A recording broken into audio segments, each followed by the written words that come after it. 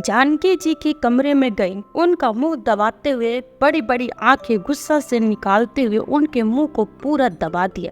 जानकी जी करा रही थी, दोनों हाथों से छटपटा रही थी। उनके नाखून के निशान मीनाक्षी के हाथ में लग गए। जब नाखून के निशान जोर से लग गए तब उनके मुंह को छोड़कर बाल पकड़कर कमरे में घसीटते हुए ले गई। और हाय एवरीवन, आज की कहानी है माँ के आंसू। माँ जी, ओ माँ जी, कहाँ जा रही है आप? आपको मालूम नहीं है कि वहाँ प्रसाद बन रहा है, जो पहले भगवान जी को भोग लगाया जाता है, बाद में सबको दिया जाता है। हे भगवान, सच में घोर कलयुग आ गया है। बच्चे तो बच्चे, बूढ़े भी अपनी चटोरी जुबान पर काबू नहीं रख सकते। कहती हुई जानकी जी की बहू मीनाक्षी बड़बड़ाते हुए अपने सास जानकी जी का हाथ पकड़कर खींचते हुए बरामदे में ले जाकर पटकती हुई बोली, जब तक पूजा नहीं हो जाता तब तक यहीं बैठी रहना बुढ़िया, वरना जानती है ना कि जितने नादान यहाँ सबके सामने करोगी, अकेले में उससे ज्यादा सूद समेत चुकाना पड़ेगा। जानकी जी तबीयत खराब होने के कारण खाना भी नहीं खाया था और बहू ने अपने बेटे मोनू के जन्मदिन पर आज घर में पूजा और शाम को पार्टी का आयोजन रखा था, जिसकी खुशबू जानकी जी की भूख को और भी अधिक बढ़ा रही थी। जानकी जी मन ही मन सोच रही थी कि काश इतने सारे लोगों में से किसी एक को मुझ पर थोड़ी सी दया आ जाए, और फिर भगवान से प्रार्थना करने लगी, भगवान मुझे आज का बना हुआ भोग ना सही, कम से कम कल या परसों की बची हुई बासी रोटी या चावल ही दिला दो। जानकी जी खाने के बारे में सोच ही रही थी कि उनका पोता मोनू दोनों हाथों में छेने की बनी मिठाई लिए जानकी जी की तरफ ही आ रहा था। अचानक उसके पैर में कुछ टकरा जाने से वह जानकी जी के ऊपर गिर पड़ा और दोनों मिठाई जानकी जी की गोद में ही गिर गया, जिससे मोनू रोने लगा। उसका रोना सुनकर मीनाक्षी दौड़ कर आई और जानकी जी के ऊपर ही चिल्लाते हुए बोली, क्यों बुढ़िया, तेरे पीठ में कितनी आग लगी है जो मेरे बेटे के हाथ से मिठाई छीन लिया? इतनी उम्र हो गई है, लेकिन लगता है नाक शर्म तो बेच ही खाई है। जब सबको प्रसाद मिलेगा तो तुमको भी मिल जाएगा, लेकिन नहीं, तुम्हें तो बस बोलना बेकार है। और अपने घर के काम वाली बाई इमली से बोली कि बुढ़िया के पास से मिठाई छीनकर कुत्ते को डाल दे। और इतना बोलकर मीनाक्षी वहां से चली गई। इमली ने जानकी जी से कहा, मालकिन आप यह मिठाई अपने कमरे में लेकर जाइए और चुपचाप खा लीजिए। मेम साहब बोलेंगी तो मैं कह दूंगी कि मिठाई कुत्तों को डाल दिया। मरता क्या न करता। बेचारी जानकी जी भूख से व्याकुल हो रही थी, इसलिए उन्होंने पान का घूंट पीकर चुपचाप मिठाई को पकड़ा और अपने कमरे में जाकर ऐसे खाने लगी जैसे इससे पहले कभी उन्होंने मिठाई खाया ही ना हो। थोड़ी देर बाद मीनाक्षी ने देखा कि बुढ़िया बाहर से उठकर अपने कमरे में चली गई है, तो उसे राहत की सांस ली और मन में सोचा कि चलो अच्छा ही हुआ बुढ़िया यहाँ सामने से हट गई, वरना मेहमानों के सामने ऐसी फटीचर बुढ़िया आ जाए तो शर्म ही आने लगती है। लेकिन इसे तो कोई फर्क ही नहीं पड़ता मेरी बेइज्जती करवाने में। मीनाक्षी ने उस दिन सिल्क साड़ी, सोने के आभूषण पहने हुए ऐसी लग रही थी जैसे हूर की परी हो। जो भी मेहमान आता उसकी तारीफ किए बिना नहीं रह पाता और मीनाक्षी मन ही मन इतराती रहती। बस पूजा शुरू होने को ही था कि जानकी जी की बेटी आभा भी वहां पहुंच गई, जो विदेश में रहती थी, क्योंकि उसने अपने आने की सूचना किसी को भी नहीं दी थी। वो तो अपने भाई और भाभी और माँ को सरप्राइज देना चाहती, लेकिन आकर देखा तो यह क्या, वह तो अपने मायके में आकर खुद ही सरप्राइज हो गई। उसके मायके में पूजा करवाई जा रही है और उसे पता भी नहीं था। उसे देखकर मीनाक्षी भी चौंक गई। उसने कहा, अरे दीदी, आप आने वाली हैं, आपने तो हमें कोई खबर ही नहीं दी। अगर आप बता देती तो मैं किसी को लेने के लिए भेज देती। आभा मुस्कुराकर बोली, अरे नहीं भाभी, किसी को भेजने की क्या जरूरत है, आजकल टैक्सी मिलती है ना, और हम पढ़े लिखे लोग के लिए गाड़ी बुक करना कौन सा मुश्किल काम है। इतना कहकर वो अपना सारा सामान लिए मामा कहती हुई अपने कमरे में चली गई। बेचारी जानकी जी अपनी वीरान जिंदगी के साथ अपने बिस्तर पर बैठी हुई अपने पैरों के नाखून को तोड़ने का सफल प्रयास कर रही थी। उनके कपड़े इतने गंदे थे और जगह जगह से फटे हुए भी थे और उनसे बदबू भी आ रही थी। उनके नाखून इतने बड़े थे कि कभी कभी उनके पैर आपस में टकराते ही चोटिल हो जाते थे, लेकिन उन्हें बिना चश्मे के ठीक से दिखाई भी नहीं देने के कारण वो अपने नाखून स्वयं नहीं काट सकती थी। आभा ने अपनी माँ को ऐसी हालत में देखा तो उसकी आंखों से आंसू रुकने के नाम नहीं ले रहे थे। वो अपनी माँ के पास गई, उसके गले लगकर रोने लगी। जानकी जी का दर्द भी कई दिनों के बाद अपनी बेटी को पाकर उसके गले लगते ही उनकी आंखों से समुद्र की गहराई तक उमड़ पड़ा। दोनों माँ बेटी का रोना सुनकर मीनाक्षी उस कमरे में आ गई और आभा को हाथ जोड़ते हुए बोली, दीदी, माँ जी की तो उम्र हो गई है, तो उम्र के साथ साथ अकल भी कमजोर हो गई है। यह बात तो समझ में आती है, लेकिन आप आज के जमाने की मॉडर्न लड़की होकर यह कैसे गंवार जैसी हरकत कर रही हैं? अरे आज हमारे घर में इतनी बड़ी पूजा होने जा रही है। आज मेरे बेटे मोनू का जन्मदिन है, इसलिए आज खुशियां मनाने का दिन है और आप रो रही हैं। और रो भी रही है तो किसके लिए? इस फटीचर बुढ़िया के लिए, जो आज नहीं तो कल भगवान के पास जाने वाली है। अरे अब इनके जिंदा रहने से किसको फायदा होने वाला है? अगर यह मर भी गई तो अच्छा ही होगा, कम से कम धरती पर एक बोझ तो कम होगा। मीनाक्षी की ऐसी बेरुखी बातें सुनकर आभा का क्रोध सातवें आसमान पर चढ़ गया और उसने एक थप्पड़ मीनाक्षी के गाल पर जड़ दिया। कहा, एहसान फरामोश औरत, मेरी माँ के बारे में ऐसा शब्द बोलते हुए तुझे थोड़ी भी शर्म नहीं आई? यही शब्द अगर तुम्हारी बहू तुम्हारे लिए कहती तो तुम्हें क्या अच्छा लगता? कभी तो सोच समझ कर बोला करो भाभी। और मेरी माँ ने तुम्हारे लिए कितना कुछ नहीं किया है। मीनाक्षी चुपचाप अपना गाल सहलाए हुए रह गई और वहां से बिना कुछ बोले चली गई। आभा ने अपनी माँ को सबसे पहले अपने पास रखे हुए कुछ फल खिलाए और उन्हें अच्छी तरह से नहलाया और उनके लिए जो नई साड़ी लाई थी उसे पहनने के लिए दिए। तब तक पूजा हो चुकी थी। कुछ लोग जिन्हें जल्दी जाना था वे लोग भोजन करना भी शुरू कर चुके थे। तब आभा अपनी माँ के लिए एक थाली में भोजन परोस कर लाई और उस थाली में उसने वह सारी डिश रख दी जो उस दिन बनाई गई थी। जानकी जी उस दिन उस थाली के भोजन को ऐसे खा रही थी जैसे उन्होंने इसके पहले कभी ऐसा स्वादिष्ट भोजन खाया ही ना हो। आभा अपनी माँ को एकटक देखे ही जा रही थी। वो मन ही मन सोच रही थी कि जिस माँ ने जीवन भर कष्ट सहकर हम बच्चों के लिए इतनी तकलीफ उठाई कि भविष्य में उनके बच्चों को परेशानी का सामना ना करना पड़े, बच्चों को खिलाकर खुद भूखी रही, आज वही माँ कितनी परेशानी में है। काश मैं अपनी माँ को अपने साथ लेकर जा पाती। जब मीनाक्षी जी ने भर पेट भोजन कर लिया तब उन्होंने अपनी बेटी से कहा, बेटी, आज मुझे ऐसा लग रहा जैसे मैं स्वर्ग का सारा सुख भोग लिया हो। न जाने मैं कितने दिनों से नहाई नहीं थी, जिसके कारण मेरे शरीर में इतनी खुजली होती थी कि मुझे अपने आप से घृणा होने लगी थी। बहू से कहती नहलाने के लिए तो वो स्पष्ट जवाब देती कि उसके पास टाइम नहीं है और कह देती कि भगवान ने आपको भी हाथ पैर दिए हैं ना, उनका इस्तेमाल कब करोगे? नहाना है तो अपने आप से नहाओ वरना पड़ी रहो वैसे ही गंदगी में। और इमली जो काम वाली बाई है तो उसे भी बहू ऐसे ऐसे काम बता देती कि वो चाहकर भी मुझे नहीं नहला पाती थी। मैं खुद तो ढंग से चल भी नहीं पाती, बाथरूम भी दीवार पकड़ पकड़ कर जाती हो, अगर गिर पड़ गई तो बूढ़ी हड्डियां टूट न जाए, ऐसा सोचकर मैं खुद से नहाने की कोशिश नहीं करती। और कभी कभी बहू इधर उधर जाती है तो इमली मुझे नहला देती है। बेटी, मैंने इमली से कहा है कि मेरी बेटी जब विदेश से लौट कर आएगी तो मैं तुझे पैसे दे दूंगी। बेटी, या तो तू मुझे उसके लिए पैसे दे दे या तू ही अपने हाथों से चुपचाप उसे पैसे दे देना ताकि मीनाक्षी को पता न चले, वरना वह तेरे चले जाने के बाद मुझे बहुत ज्यादा मारेगी। पहले तो मार सह लेती थी बेटी, लेकिन इन बूढ़ी हड्डियों से मार नहीं सही जाती। समझ तो रही हो ना बेटी मैं क्या कहना चाह रही हूँ। अगर तुम सच में मुझसे प्यार करती होगी तो यह बात मीनाक्षी को पता मत लगने देना, वो मुझे और ज्यादा मारेगी। उसके मार से ज्यादा उसका शेरनी की तरह दहाड़ से डर लगता है। जब वो दहाड़ती है तो ऐसा लगता है जैसे अब यह धरती फट जाएगी।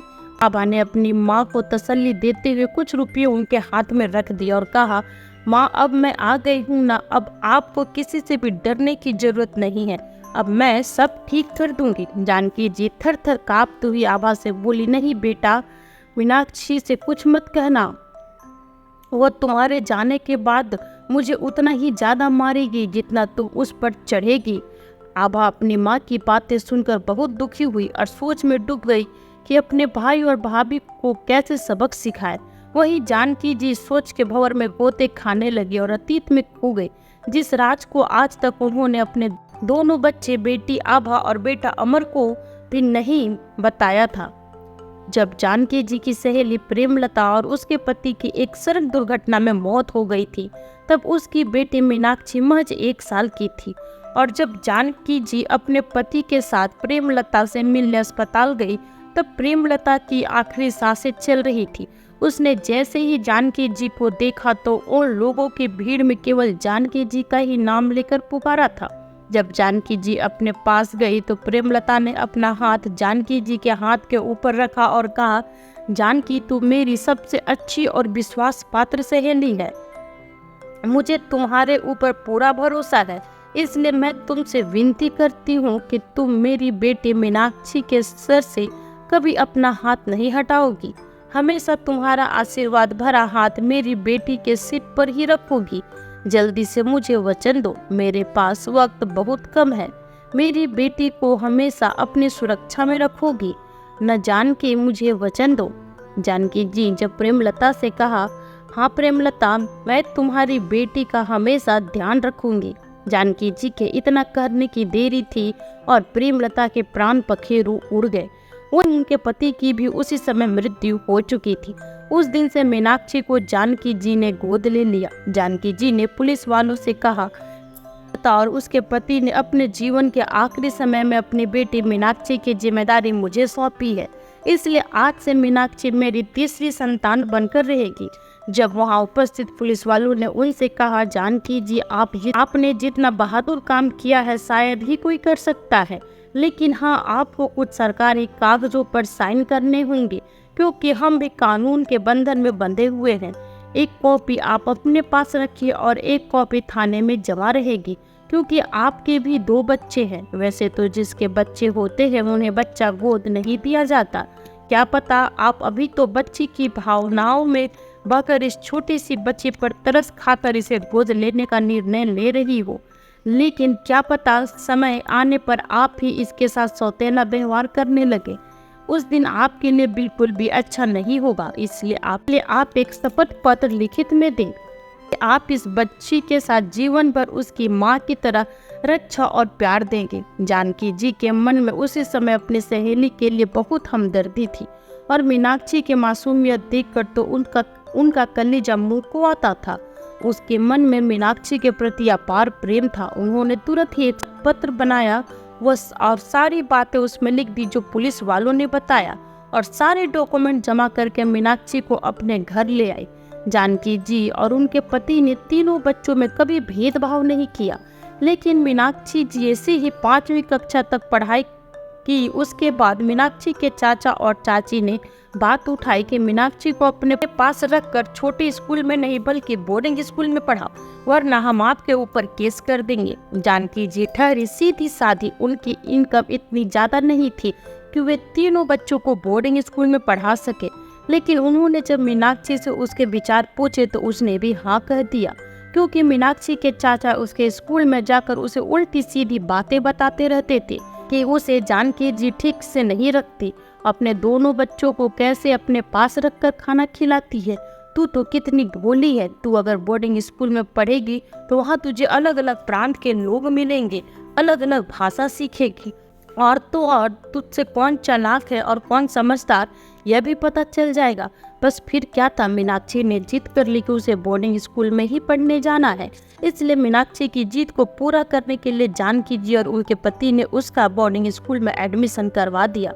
बोर्डिंग स्कूल में जाते ही मीनाक्षी के तेवर बदल गए। अब मीनाक्षी जानकी जी और उनके पति को मम्मी पापा नहीं कहती थी, क्योंकि उसके चाचा चाची ने उसे गलत शिक्षा देना शुरू कर दिया था। जब भी मीनाक्षी की गर्मी की छुट्टियां होती या तीज त्योहारों की छुट्टियां होती तो उसके चाचा जानकी जी से पहले ही उसके बोर्डिंग स्कूल से अपने घर ले जाते। और जब उसकी फीस भरने की बारी आती तो मीनाक्षी से कहते, जानकी जी को फोन करना, तुम्हारे स्कूल की फीस भर देंगी। मीनाक्षी के मन में जानकी जी और उनके पति के खिलाफ ऐसे जहर घोलते कि वो उन्हें बिल्कुल भी पसंद नहीं करती। उन्होंने मीनाक्षी को यह बात बता दी कि मीनाक्षी के मम्मी और पापा की जान जानकी जी के कारण ही गई है। इसलिए मीनाक्षी जानकी जी को अपना दुश्मन समझती थी, क्योंकि मीनाक्षी की मम्मी शकुंतला जी ने अपने ससुराल वालों पर भरोसा नहीं किया, बल्कि अपनी सहेली पर भरोसा करके अपने अंतिम समय में मीनाक्षी की जिम्मेदारी जानकी जी को सौंप दी थी।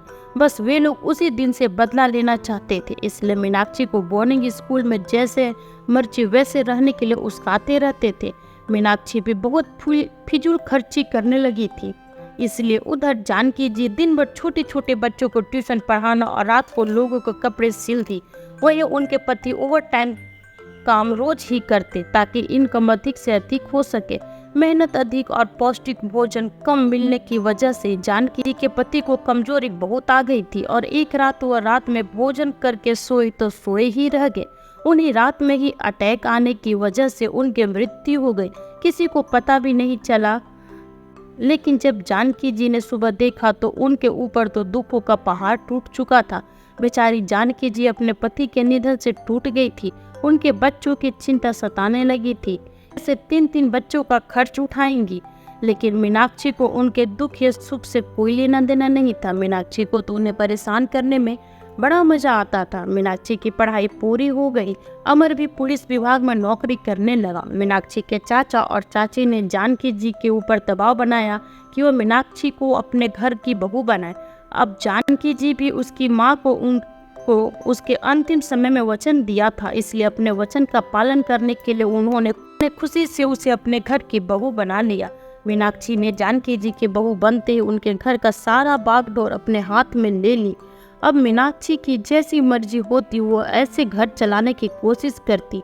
अब आई बारी आभा की शादी की तो मीनाक्षी ने सोचा आभा के लिए ऐसा लड़का ढूंढेंगे जिनकी आर्थिक स्थिति बहुत ही कमजोर हो, ताकि आभा कभी भी उससे ऊंची आवाज में बात ना कर सके।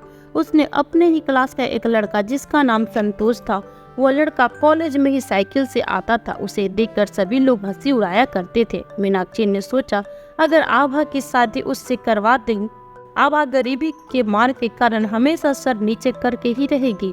और एक दिन मीनाक्षी ने अपनी सास जानकी जी, आभा और अपने पति से इसके बारे में बात की। मीनाक्षी ने उस लड़के की बहुत तारीफ की कि वो कॉलेज का बहुत ही शरीफ और ईमानदार लड़का है। अगर हमारी आभा की शादी जान पहचान में हो जाए तो इससे अच्छी बात क्या होगी। आभा की शादी उस लड़के से होगी तो आभा बहुत खुश रहेगी। जानकी जी ने भी सोचा कि बहू आभा का बुरा थोड़ी चाहेगी। अगर वो इतना बोल रही है तो कुछ सोच समझ कर ही बोल रही होगी। आभा की राय ली तो आभा ने कहा जैसा आपको ठीक लगे वैसा ही कीजिए, आप जो भी फैसला लेंगे अच्छा ही लेंगी। तो सब इस रिश्ते के लिए राजी हो गए। एक दिन ऐसा आया कि मीनाक्षी ने आभा की शादी संतोष जैसे गरीब लड़की के साथ करवा दी। आभा ने उसे अपना नसीब समझकर खुशी खुशी अपना लिया। संतोष बड़ा ही ईमानदार और मेहनती लड़का था। उसने अपनी मेहनत के दम पर पूरी यूनिवर्सिटी में टॉप किया, इसलिए विदेश की एक कंपनी की तरफ से उसे प्लेसमेंट मिला कि उसे आजीवन कहीं भी आने जाने का टिकट फ्री और करोड़ों रुपए का पैकेज था। यह ऑफर आभा के शुभ कदम उसके घर में पड़ते ही मिला, इसलिए वह आभा को अपना लकी चार्म समझता था। संतोष को विदेश में नौकरी मिल गई, वो भी बिना किसी मशक्कत के। यह बात आग की तरह पूरे शहर में और आभा के दोस्तों और कॉलेज तक फैल गई। मीनाक्षी ने जब यह समाचार सुना तो वो जल भूनकर राख हो गई। उसे आभा की खुशकिस्मती पर बड़ा क्रोध आ रहा था। वो आभा का जितना ज्यादा अच्छा होता हुआ सुनती, वो जानकी जी पर और भी ज्यादा अत्याचार करती। लेकिन बेचारी जानकी जी कर ही क्या सकती थी। कभी कभी कह देती थी बहू मेरी जगह तुम्हारी माँ होती तब भी क्या तुम उसके साथ ऐसा ही करती। यह सुनकर तो मीनाक्षी समझो जानकी जी पर आग ही उगलने लगती, परंतु जानकी जी भी उसे कभी पराया नहीं समझा। जब मोनू को हंसते खेलते देखती अपनी सहेली प्रेमलता की बहुत याद आती। उन्हें लगता काश आज प्रेमलता जिंदा होती तो अपने नाती का कौतूहल देखकर कितना खुश होती और खुद भी खुश होते हुए रो बैठती। लेकिन मीनाक्षी न जाने जानकी जी से किस जन्म का बदला लेने में लगी हुई थी। अपने माँ बाप को याद करने के बजाय जानकी जी पर ही अपना सारा गुस्सा निकालती। जानकी जी अपने अतीत में खोई हुई थी और उनकी आंखों के कोर गीले हुए जा रहे थे। तभी आभा अपनी माँ की आंखों के सामने चुटकी बजाते हुए बोली, कहाँ खो गई आप? आपकी बेटी 10 साल बाद आपके पास आई है और आप है कि अपने में ही मस्त है। आपको मुझसे बात नहीं करनी क्या? तो मैं संतोष को फोन करके बुला लेती हूँ और अपने ससुराल चली जाती हूँ। जानकी जी बोली, अरे नहीं बेटा, तू कैसी बातें कर रही है? तू ही तो मेरा दुख और सुख जानने वाली और समझने वाली है। अगर तू भी मुझसे रूठ जाएगी तो मैं किससे मिलने के आस में जीऊंगी। तभी आभा बोली, माँ मैं तो मजाक कर रही थी। माँ आप आराम करो, मैं अभी खाना खा कर आती हूँ। सभी मेहमान खाकर चले गए हैं, लेकिन मीनाक्षी ने आभा को खाना खाने के लिए भी नहीं बुलाया। लेकिन उसकी माँ का दिल रखने के लिए आभा ने कहा कि मैं खाना खा कर आती हूँ। और तभी जानकी जी का पोता मोनू उनके कमरे में आया और आभा के हाथ से मोबाइल लेकर देखने लगा। आभा उसे अपना मोबाइल दे खाना खाने चली गई। आभा जैसे ही खाना खाने बाहर गई, मीनाक्षी झट से जानकी जी के कमरे में गई। मीनाक्षी को देखकर मोनू झट से मोबाइल खिड़की के पास रखकर कमरे से निकल गया। मोनू के निकलते ही मीनाक्षी ने जानकी जी का मुंह दबाते हुए बड़ी बड़ी आंखें गुस्से से निकालते हुए उनके मुंह को पूरा दबा दिया। जानकी जी करा रही थी, दोनों हाथों से छटपटा रही थी। उनके नाखून के निशान मीनाक्षी के हाथ में लग गए। जब नाखून के निशान जोर से लग गए तब उनके मुंह को छोड़कर बाल पकड़कर कमरे में खींच दिया। तो कई दिनों से ना ही उनके सिर में तेल लगा था और ना ही मालिश हुई थी। इससे उनके बाल बहुत कमजोर हो गए थे। इसलिए बहुत से बाल मीनाक्षी के हाथ में ही आ गए। जानकी जी बाल उखड़ जाने के कारण बहुत दर्द से रो रही थी और जोर जोर से रोने लगी। मीनाक्षी ने देखा जब जानकी जी की आवाज बाहर तक जा रही है तो उसने उनके मुंह में कपड़ा ठूस दिया। बेचारी जानकी जी बेबस लाचार निश्चल फर्श पर पड़ी रही। थोड़ी देर बाद जब आभा अपनी माँ के कमरे में जा रही तो मीनाक्षी उसे जाने से रोक दिया और कहा, दीदी माँ सो गई है, आप कल आकर मिल लेना। अभी संतोष जी कब से इंतजार कर रहे हैं, रात भी काफी हो गई है। चाहकर भी आभा जाने से पहले अपनी माँ से मिल नहीं पाई। आभा अपने ससुराल जाते हुए अपने पति से मीनाक्षी के सारी करतूत के बारे में बताती है। तब संतोष उसे संतावना देता है कि कल आकर हम भैया से इस बारे में बात करेंगे। आज रात बहुत हो गया है, अपने घर जाते हैं। आभा ने अपना मोबाइल टेबल पर रख दिया। तब उसकी बेटी रिया आई और मोबाइल से खेलने लगी और वो गलती से वो वीडियो आभा के भाई अमर को भेज दिया। अमर उस समय ड्यूटी पर था। उसने देखा आभा ने कुछ भेजा है, इसलिए उसने उस समय उस वीडियो को नहीं देखा, लेकिन किसी दूसरे सिपाही ने उसके काम का वीडियो भेजा उसे देखने के लिए। जब उसने खोला तो देखा आभा ने भी कुछ भेजा है। उसने जब वीडियो देखा तो ऐसा हो गया जैसे काटो तो खून नहीं। तभी वहां उपस्थित कर्मचारी उससे कहने लगे, अरे सर क्या हुआ है? सर आप ऐसे चुप क्यों हो गए हैं? क्या हुआ सर, कुछ गलत चीज देख लिया क्या आपने? अमर ने किसी से कुछ नहीं कहा और तुरंत अपने घर चला गया। उसने घर में जाकर देखा मीनाक्षी अपनी चाची के साथ ठहाका लगाकर बातें कर रही थी और उस दिन वाली सारी बात बता रही थी जो अमर ने वीडियो में देखा और आभा को बार बार गवार कह रही थी।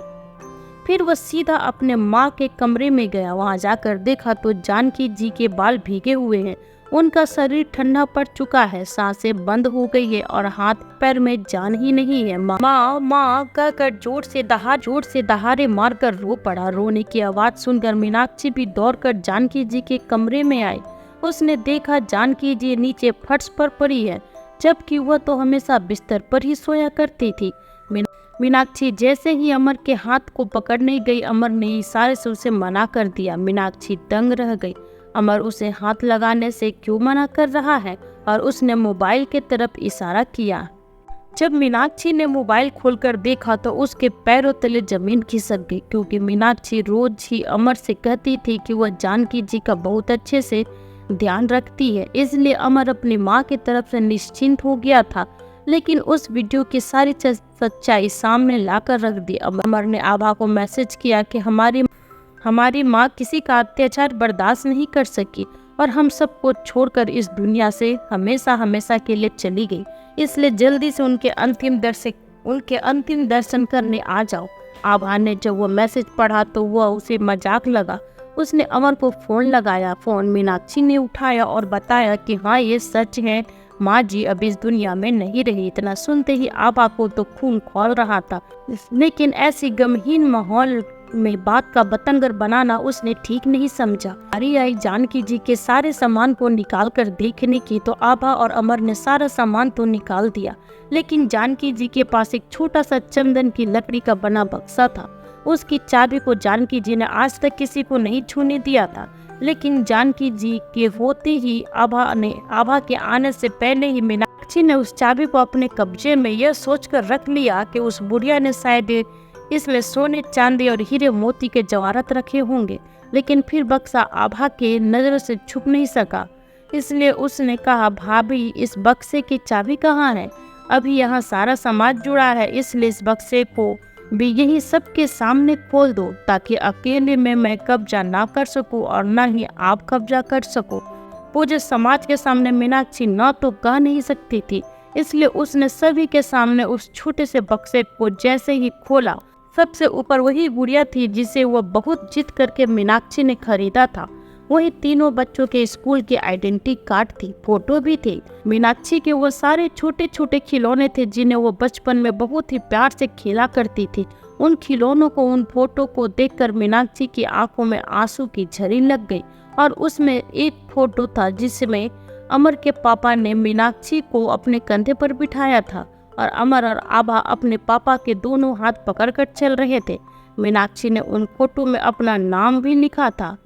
मीनाक्षी ने जो कुछ फोटोग्राफ को देखा तो जोर जोर से रो दी, लेकिन उस समय उसे चुप कराने वाली वह जानकी जी नहीं थी। फिर मीनाक्षी ने सबसे नीचे रखी डायरी को खोलकर पढ़ा। उसमें प्रेमलता जी के मरने वाली तारीख थी। उसमें जानकी जी ने जिस दिन से मीनाक्षी को गोद लिया था उस दिन से आज तक की सारी खुशी और गम लिखे हुए थे, जिन्हें पढ़कर मीनाक्षी चाहकर भी अपने आंसू रोक नहीं सकी। उस दिन उसे एहसास हुआ कि उसके चाचा और चाची उसे इसलिए भड़का रहे थे ताकि मीनाक्षी अपने ससुराल की होकर रह जाए और अपने पिता का हिस्सा लेने चाचा चाची के पास न जाए। मीनाक्षी को अब समझ में आया कि अमर के पापा की मृत्यु भी उसके शौक और आवश्यकताओं की पूर्ति करने के चक्कर में हुई है, और जानकी जी भी कब तक अपनी बहू के अत्याचार को सहती। शायद उसे भी अपनी बेटी के आने का इंतजार था। सोचा होगा अब बेटी के आने के बाद भी तो बहू इतना ही मारती फिरती है और बेटा तो आंखें होते हुए भी अंधा बैठा है, इसलिए किसी के ऊपर भी हाथ रखना गलत है और वो इतना बड़ा अपमान बर्दाश्त नहीं कर पाई होगी और वो कमजोर पड़ती गई होंगी। मीनाक्षी ने देखा डायरी के नीचे 2 पेपर रखे थे, जो एक गोद लेने का सर्टिफिकेट था और एक शपथ पत्र था, जिसमें स्पष्ट रूप से लिखा था कि मीनाक्षी की परवरिश अच्छी तरह से करेंगी, जैसे अपने दोनों बच्चों को करती हैं। उसकी परवरिश में थोड़ी सी भी कमी नहीं होगी। मीनाक्षी के परिवार वाले जानकी जी उनके परिवार वालों के ऊपर केस कर सकते हैं। मीनाक्षी ने जो शपथ पत्र पढ़ा और जब वो संभाला है तब से अब तक का साबित जानकी जी के व्यवहार के बारे में सोचा तो उसे महसूस किया कि वास्तव में उन्होंने अपने स्वयं के बच्चों को लोकल स्कूल में पढ़ाया और मुझे बोर्डिंग स्कूल में और महंगे स्कूल में पढ़ाया। अपने बच्चों को समझौता करना सिखाया, लेकिन उसकी हर डिमांड पूरी की। और भी बहुत सारी बातों को याद करके वो बहुत रोने लगी, लेकिन उस समय उसे ना ही आभा ने सांत्वना दी और ना ही अमर ने तो उससे अपना सारा रिश्ता नाता तोड़ लिया। मीनाक्षी उसे मनाने की कोशिश करती रही, लेकिन वो नहीं मानी और मीनाक्षी को छोड़कर अपनी अलग दुनिया बसाकर रहने लगा। तो दोस्तों, कैसी लगी आपको आज की कहानी? कमेंट करके जरूर बताइएगा।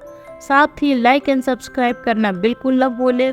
फिर मिलती हूँ आपसे एक नई वीडियो में नई कहानी के साथ। तब तक अपना ख्याल रखें और स्वस्थ रहें। Bye bye.